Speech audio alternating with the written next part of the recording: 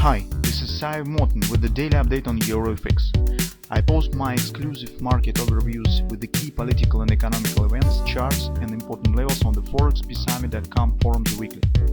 This short video is a response to rapidly changing situation on the currency markets and should help you to stay on top of the game and be profitable. I suggest you to visit ForexPeaceArmy.com forum and read my analysis for the week before watching this daily video. Welcome back everybody. So you could see in euro currency we have just minimum reaction in recent data, although the PPI numbers was relatively bearish. It's just because it was 2 times greater than expected. I mean month-to-month PPI. So this is just support the idea of the more hawkish steps from the Fed. Additionally, on the recent backgrounds, you know that some cares stand right now on the performance of the Bank of England and the government, speaking on the supporting measures for United Kingdom economy.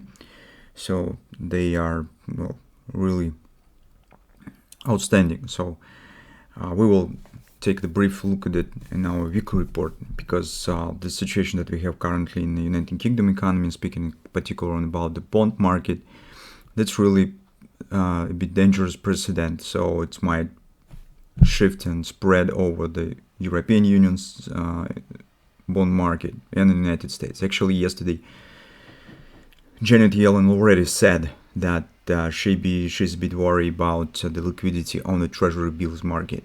So they see the drop of the demand on the United States bonds. So actually what we have talked for the recent few months, that's gradually the situation is coming to it. And on this performance, it's difficult to suggest rising of the euro currency. At the same time, so we see reaction on the PPI stands dynamic, despite that it's 2 times greater. The reaction on the CPI also might be not as strong, as just because Fed everything said already. So they said that will be rate change for 1.2% until the beginning of the 2023. So this big really surplus to the existed interest rate, and whatever CPI will be, hardly they will change the plans of the Fed. So based on the performance that we see here, I'm suggesting that it's more chances for a downside breakout still, by the few reasons. First of all, market stands for the third session already around the support, but shows no bounce. Usually when the market stands in a bullish trend and shows the strong upward action after retracement, it turns up faster and earlier, and not standing too long on the support. If market just hanging about the support area, this is as long as it stands above it, is more chances on the breakouts. Just market just lays upon the support area, so you can see on the 4-time frame chart. Second moment is that as long market stands here, is more signs of the bearish dynamic pressure we have. So take a look, the trend has turned bullish here, but price action is not. It just stands flat. It's floating around the support area. So I suspect that's some way of the downward breakout currently seems more probable. Whether it will be just short-term spike to complete the XOP, then upward return, or it might be the direct straight downside continuation, which seems currently is more probable.